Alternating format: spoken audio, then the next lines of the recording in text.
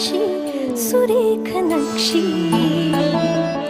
जोडीत जाती मना मनाला नात्यांचे हळवे पक्षी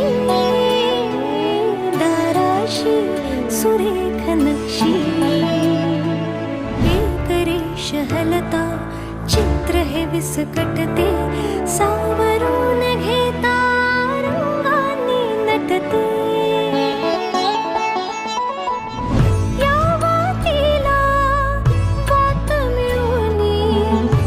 आसमंत उजळी सांगते कथा घराची ठिपक्यांची